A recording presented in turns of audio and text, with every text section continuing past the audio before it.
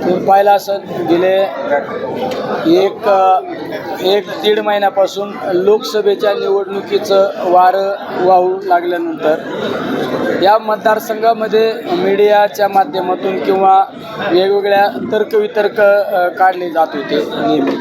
मी सुद्धा एक लोकसभेचा उमेदवार म्हणून मला प्रतिस्पर्धी उमेदवारांनीच मला डिक्लेअर केलं का निलेश लंके लोकसभेचे उमेदवार असू शकतो. तर त्यानंतर मी सुद्धा माझ्या नगर दक्षिण लोकसभा मतदारसंघामध्ये आपण जनतेचा कौल जाणून घेण्याचा प्रयत्न केला होता.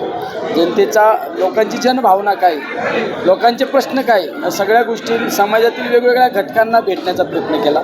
छोट्या छोट्या गोष्टी त्या ठिकाणी बारकाईने अभ्यास केला. आज सुद्धा मतदारसंघातील लोकांशी चर्चा केल्यानंतर जर आपल्याला लोकसभेच्या निवडणुकीला जर सामोरं जायचं असेल तर विधानसभा सदस्याचा त्याग करणं गरजेचं आहे. जर तुम्हाला एखाद्या निवडणुकीला जर छाती काढून पुढं जायचं तर असं लपालपीचा छुपाडाव कशाला खेळायचा. शेवट आपल्याला लोकसभा लढवायची ना, मग विधानसभा सदस्याचा राजीनामा दिला पाहिजे ही भावना यामागं माझी होती. पण राजीनामा देण्याचा माझा जरी निर्णय असला तर माझ्या मतदारसंघातील लोकांनी मला 2019ला जीवाचं रान करून स्वतः उमेदवार असल्याची भावना जाणीवतो लोकवर्गणीतून मला आमदार केलं.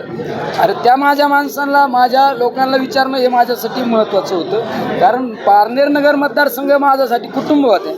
त्या कुटुंबातील माझ्या लोकांना आज विचारलं, त्यांच्या भावना जाणून घेतल्या आणि त्यांना या सगळ्या अडचणी त्यांच्या समोर ठेवल्यानंतर आज मी हा निर्णय घेतलेला आहे की माझ्या विधानसभा सदस्याचा त्या ठिकाणी राजीनामा दिलेला आहे.